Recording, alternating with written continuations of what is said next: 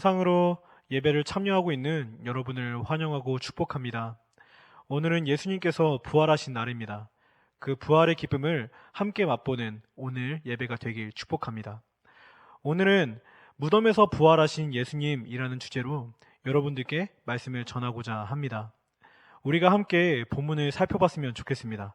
오늘 함께 읽을 본문은 마태복음 28장 1절부터 10절 말씀입니다. 제가 읽어드리도록 하겠습니다. 안식일 다음 날, 바로 그 주의 첫날 동틀 무렵에 막달라 마리아와 다른 마리아가 무덤을 보러 갔습니다. 그런데 갑자기 큰 지진이 일어나더니 주의 천사가 하늘에서 내려와 돌을 굴려내고 그 돌 위에 앉았습니다. 그 천사의 모습은 번개와 같았고 옷은 눈처럼 희었습니다. 경비병들은 그 천사를 보고 두려워 떨면서 마치 죽은 사람들처럼 됐습니다. 그 천사가 여자들에게 말했습니다. 두려워하지 말라. 너희가 십자가에 못 박히신 예수를 찾고 있는 것을 안다. 예수께서는 여기 계시지 않고 말씀하신 대로 살아나셨다. 여기 와서 예수께서 누워 계셨던 자리를 보라. 그리고 빨리 가서 그분의 제자들에게 예수께서 죽은 사람 가운데서 살아나셨고 너희보다 먼저 갈릴리로 가시니 그곳에서 너희가 예수를 보게 될 것이다 라고 말하라. 자, 이것이 내가 너희에게 전하는 말이다. 그러자 여인들은 서둘러 무덤을 떠났습니다. 그들은 두려우면서도 한편으로는 기쁨에 가득 차 제자들에게 알리려고 뛰어갔습니다. 그때 갑자기 예수께서 여인들에게 나타나 말씀하셨습니다. 평안하냐? 그들은 예수께 다가가 예수의 발을 붙잡고 예수께 절했습니다.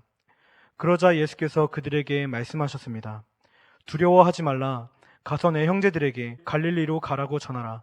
그곳에서 그들이 나를 만날 것이다. 아멘. 오늘은 부활 주일입니다. 다른 말로는 부활절이라고도 하죠.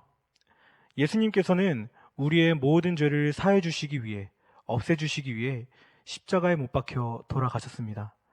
그리고 3일째 되는 날에 다시 살아나셨습니다. 우리는 이것을 부활이라고 하죠. 3일째 되는 날은 우리가 안식일이라고 부르는 토요일 다음 날, 바로 주일입니다. 우리가 이렇게 예배를 드리고 있는 주일, 이때 예수 그리스도께서 부활하셨습니다. 이 부활 이야기는 우리가 어렸을 때부터 굉장히 많이 들었던 이야기입니다. 그래서 우리에게는 그저 형식적으로 다가올 때도 있고 너무도 익숙하게 다가올 때도 있습니다. 하지만 예수님의 부활은 기독교 신앙에서는 빼놓을 수 없는 가장 핵심적인 사건이라고 할 수 있습니다. 예수님의 부활이 없다면 우리는 기독교가 어떻게 시작됐는지도 알 수가 없었을 것입니다. 그만큼 이 예수님의 부활은 기독교 신앙 안에서 굉장히 중요한 내용입니다. 오늘은 이 예수님의 부활이 얼마나 중요한지에 대해서 한번 깊이 살펴보고자 합니다. 여러분은 누군가가 죽었다가 살아났다고 말하면은 그것을 믿으시겠습니까? 명확한 증거가 없거나 또 우리가 눈으로 보지 않는다면은 그것을 믿지 않겠죠. 하지만 예수님이 부활하신 것은 우리가 인정할 수밖에 없는 사실입니다. 그것을 바로 성경에서 직접적으로 말씀해 주시고 계시기 때문이죠. 예수님은 생명의 근원이십니다. 이것을 이미 성경에서 수없이 여러 차례 보여주셨습니다. 성경에서 예수님이 죽었던 사람을 살리신 그런 사건이 있습니다. 여러분들도 다들 아실 텐데 바로 나사로라는 사람이죠. 요한복음 11장에서는 예수님께서 이렇게 나사로를 살리시면서 생명의 근원이라는 것을 직접 보여주셨습니다. 우리가 요한복음 11장 43절부터 44절 말씀을 함께 읽어보도록 하겠습니다. 예수께서 이렇게 말씀하시고 큰 소리로 외치셨습니다. 나사로야, 나오너라. 죽었던 나사로가 나왔습니다. 그의 손발은 배에 감겨 있었고 얼굴은 천으로 쌓여 있었습니다. 예수께서 그들에게 말씀하셨습니다. 그를 풀어주어 다닐 수 있게 하라. 아멘.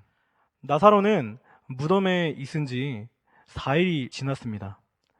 여러분, 4일이 지났다는 것은 어떤 걸 의미하죠? 시체에서는 이미 냄새가 진동하고 확실히 죽었다는 것을 말합니다. 하지만 예수님께서는 나사로에게 이렇게 말씀하시죠. 나사로야, 나오너라. 그랬더니 나사로가 어떻게 했습니까? 무덤에서 일어나 예수님께 나아왔습니다. 우리는 이러한 모습을 통해서 예수님이 바로 생명의 근원이라는 것을 알 수가 있습니다.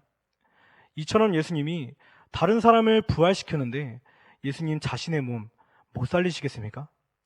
실제로 예수님의 부활은 예수님의 십자가 사건 뒤에 일어나게 되었죠. 우리가 지금 고난주간 한 주를 보내면서 예수님이 얼마나 많은 고통과 아픔을 겪으셨는지 다들 묵상하셨으리라 생각합니다. 하지만 그 고통 뒤에는 예수님의 부활이 있었습니다. 이러한 모습을 통해서 우리는 예수님이 참 생명의 근원이시라는 것을 우리가 알 수 있었죠. 이에 대한 확실한 증거를 오늘 본문을 통해서 다시 한번 살펴보고자 합니다. 우리가 마태복음 28장 1절부터 4절 말씀을 한번 읽어보도록 하겠습니다. 안식일 다음 날 바로 그 주의 첫날 동틀 무렵에 막달라 마리아와 다른 마리아가 무덤을 보러 갔습니다. 그런데 갑자기 큰 지진이 일어나더니 주의 천사가 하늘에서 내려와 돌을 굴려내고 그 돌 위에 앉았습니다. 그 천사의 모습은 번개와 같았고 옷은 눈처럼 희었습니다. 경비병들은 그 천사를 보고 두려워 떨면서 마치 죽은 사람들처럼 됐습니다. 아멘. 안식일 다음 날은 아까 여러분들께 말씀을 드렸듯이 토요일 다음 날, 바로 주일을 말합니다. 즉 막달라 마리아와 다른 마리아는 주일 새벽에 예수님의 무덤으로 찾아간 것입니다. 이 막달라 마리아와 다른 마리아는 예수님께서 십자가에 못 박혔을 그 당시부터 예수님의 그 시체가 장사될 때까지 함께 있었던 여인들이었습니다. 이 두 여인이 예수님의 무덤을 찾아간 이유는 그 당시의 관습에는 시체에 기름을 바르는 관습이 있었기 때문입니다. 그래서 이 두 여인은 그 시체에 기름을 바르러 무덤으로 찾아간 것이죠. 그런데 두 여인이 그 무덤으로 찾아간 순간 큰일이 벌어집니다. 바로 지진이 일어나더니 하늘에서는 천사가 내려와 예수님의 무덤을 막고 있던 그 큰 돌을 치우고 그 돌 위에 천사가 앉아 있었던 것입니다. 천사가 이 큰 돌을 치운 이유는 예수님께서 확실하게 부활하셨다는 것을 이 두 여인에게 보여주기 위함이었습니다. 그 무덤을 지키고 있던 경비병들은 그 천사의 번개와 같고 눈처럼 흰 그 영광스러운 모습을 보고 기절할 수밖에 없었죠. 무서워 벌벌 떨 수밖에 없었던 것입니다. 그리고 이렇게 경비병들이 기절한 상태에서 천사는 막달라 마리아와 다른 마리아에게 이렇게 말을 건넵니다. 우리가 마태복음 28장 5절부터 7절 말씀을 함께 읽어보도록 하겠습니다. 그 천사가 여자들에게 말했습니다. 두려워하지 말라. 너희가 십자가에 못 박히신 예수를 찾고 있는 것을 안다. 예수께서는 여기 계시지 않고 말씀하신 대로 살아나셨다. 여기 와서 예수께서 누워 계셨던 자리를 보라. 그리고 빨리 가서 그분의 제자들에게 예수께서 죽은 사람 가운데서 살아나셨고 너희보다 먼저 갈릴리로 가시니 그곳에서 너희가 예수를 보게 될 것이다 라고 말하라. 자, 이것이 내가 너희에게 전하는 말이다. 아멘. 사실 경비병들 뿐만이 아니라 이 두 여인도 천사를 보고 놀라긴 했습니다. 하지만 천사는 이 두 여인에게 무언가 하고자 했던 그 말이 있었기 때문에 이 두 여인은 아마도 기절하지 않은 것 같습니다. 천사는 이 두 여인에게 충격적인 말을 전해주죠. 바로 예수님의 부활의 소식입니다. 여인들은 너무도 깜짝 놀라서 어안이 벙벙했을 것입니다. 하지만 천사는 말을 이어서 이 부활의 소식을 지금 당장 예수님의 제자들에게 가서 전하라고 이렇게 이야기를 합니다. 하지만 이런 예수님의 부활 소식은 이미 이 마태복음 안에서만 이미 3번이나 예고를 하신 상태였습니다. 우리가 그 증거 본문을 한번 살펴보도록 하겠습니다. 그때부터 예수께서는 자신이 마땅히 예루살렘에 올라가서 장로들과 대제사장들과 율법학자들의 손에 많은 고난을 당해야 할 것과 죽임을 당했다가 3일 만에 다시 살아나야 할 것을 제자들에게 드러내기 시작하셨습니다. 그리고 그들이 인자를 죽일 것이다. 그러나 인자는 3일 만에 살아날 것이다.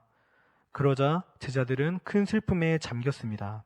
그리고 그들이 인자를 이방 사람들에게 넘겨주면 그들은 인자를 조롱하고 채찍으로 때리고 십자가에 못 박을 것이다. 그러나 인자는 3일째 되는 날에 다시 살아날 것이다. 아멘.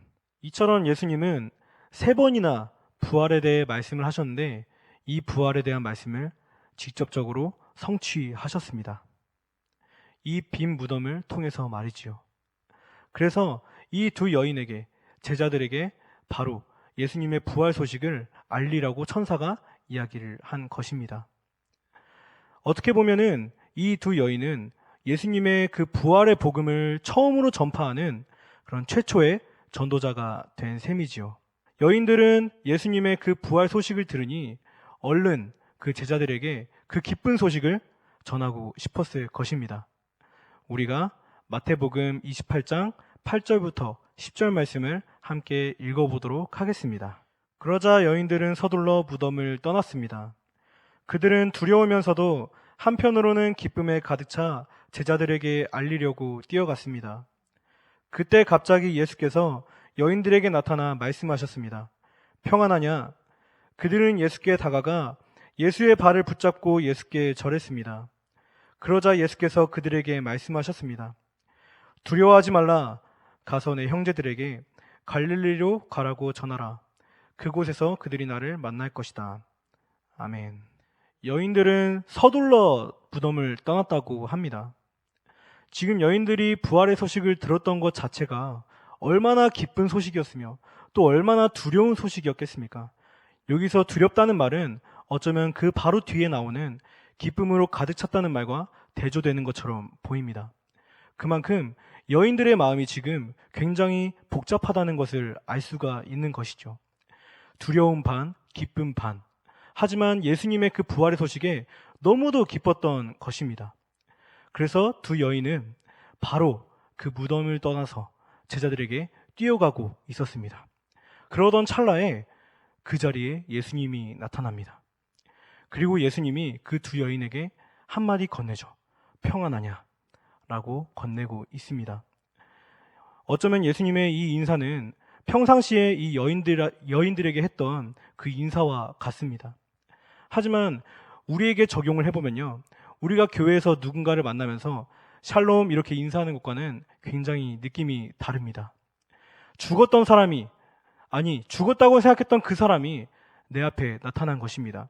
그리고 예수 그리스도께서 이미 죽었다는 것을 이 두 여인은 직접 두 눈으로 목격을 했었습니다. 하지만 예수님이 다시 살아난 것까지 이렇게 두 눈으로 직접 목격을 한 것이죠. 여러분 한번 생각해 보십시오. 여러분 앞에 여러분이 굉장히 사랑했던 사람, 할아버지나 할머니가 계십니까? 돌아가신 할머니와 할아버지가 만약 내 앞에 있다고 생각해 보십시오. 기분이 어떻겠습니까? 한편으로는 두려우면서도 굉장히 기뻤을 것입니다. 예수님께서 부활하신 이 모습은 우리가 영화에서 보는 것과 같이 좀비나 이런 귀신의 모습이 아니라 진짜 그 완전하고 깨끗한 몸으로 부활을 하신 것입니다. 두 여인은 이러한 모습을 봤기 때문에 당연히 긴장을 할 수밖에 없었고 너무도 놀랄 수밖에 없었을 것입니다. 하지만 예수님은 이 두 여인의 그 두려운 마음을 진정시킵니다. 바로 두려워하지 말라라고 말씀을 하시지요. 그런데 이 모습을 보면서 우리는 예수님의 인자하신 모습, 자비로운 모습을 발견할 수가 있습니다. 우리가 10절 말씀을 보면요. 그 말씀에서 예수님은 제자들에게 내 형제들이라고 말씀을 하셨습니다. 천사가 이 두 여인에게 예수님의 제자들에게 가서 예수님의 부활 소식을 말하라고 한 것처럼 예수님도 이 두 여인에게 자신의 부활 소식을 전하라고 말했습니다. 그런데 이 과정에서 예수님은 제자들을 내 형제들이라고 말씀을 하셨습니다. 여러분, 예수님께서 십자가에 못 박히실 때 제자들은 모두 어디 있었습니까? 단 한 명도 빠짐없이 모두 도망을 쳤습니다. 예수님께서 십자가 고난을 당하기 전날 밤에 끝까지 배신하지 않겠다고 다짐했던 그 베드로마저도 예수님을 3번이나 부인을 했습니다. 예수님은 제자들과 3년 동안 지내면서 자신이 참 하나님이시며 생명의 근원이시고 정말 주님이시라는 것을 계속해서 증명해 왔지만 예수님의 결말은 굉장히 처참했습니다. 예수님의 옆에는 아무도 있지 않았습니다. 하지만 예수님은 다시 한번 부활하셔서 이 제자들을 내 형제들이라고 부르셨습니다. 예수님께서 제자들을 용서해 주신 것이죠. 그리고 나중에 보면요, 예수님께서 이 제자들을 실제로 만나서 40일 동안 또 함께 생활을 하십니다. 이번에는 예수님께서 제자들과 40일 동안 하나님 나라에 대한 강의를 펼치시면서 이 제자들에게 마지막으로 권고를 한 뒤에 그리고 승천을 하십니다. 제자들은 예수님의 이러한 모습을 본 다음에 열방으로 선교를 떠나게 됩니다. 이때부터 바로 교회가 시작된 것입니다. 예수님의 부활로부터 이 교회가 시작됨으로써 우리는 지금 교회 안에서 많은 평안을 누릴 수가 있는 것이지요. 말씀을 맺도록 하겠습니다. 사랑하는 여러분, 예수님의 부활은 우리에게 아주 기쁜 소식입니다. 우리가 함께 말씀을 보고 함께 말씀을 듣고 찬양을 하고 기도를 할 수 있는 것 자체가 모두 예수님의 부활로부터 시작된 것이기 때문이죠. 우리가 지금 코로나로 인해서 이 자리 가운데 나와서 얼굴을 맞대고 예배를 드릴 수는 없지만 하나님께서는 말씀하셨습니다. 예수 그리스도의 이름으로 두세 사람이 모인 그 자리에서도 하나님은 함께 하신다고 말입니다. 지금 우리가 가정 안에서 혹은 영상으로 말씀을 듣거나 말씀을 묵상하는 것, 이 모든 것에 대해서 우리가 감사함으로 나아갔으면 좋겠습니다. 교회에 나아오지 못한다고 해서 우리가 예배를 드리지 못하는 것이 아닙니다. 지금 우리가 가정이 회복되면서 가정끼리 같이 말씀을 보고 기도하면서 다시 한번 우리 삶 가운데의 예배를 회복했으면 좋겠습니다. 이것이 바로 예수 그리스도의 그 부활을 참되게 누리는 것이며 예수 그리스도를 통해서 그 생명의 근원이신 예수님을 통해서 우리가 참된 생명을 누리는 것이기 때문입니다. 이번 한 주 동안은 우리가 영상으로 예배를 드리든지 또 가족과 함께 예배를 드리든지 하나님의 그 말씀을 통해서 예수님의 부활의 참기쁨을 맛보는 여러분들이 되시길 간절히 축복합니다. 다 함께 기도하시겠습니다. 하나님 아버지 감사합니다.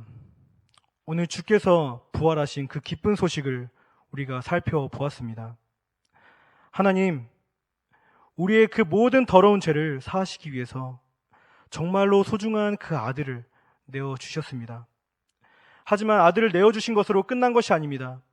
그 내어주신 아들이 직접적으로 우리의 눈에 보이게끔 육체적으로 부활하셔서 다시 한번 그 사랑을 보여주셨습니다. 그 부활의 값진 그 예배를 우리가 잃지 않도록 도와주옵소서. 지금 코로나로 많은 어려움을 겪고 있지만 이 많은 어려움을 통해서 우리가 기회로 삼아 다시 한번 삶의 예배를 회복하는 소중한 시간이 될 수 있도록 주님 도와주옵소서. 이 모든 말씀 우리 주 예수 그리스도의 이름으로 기도합니다. 아멘.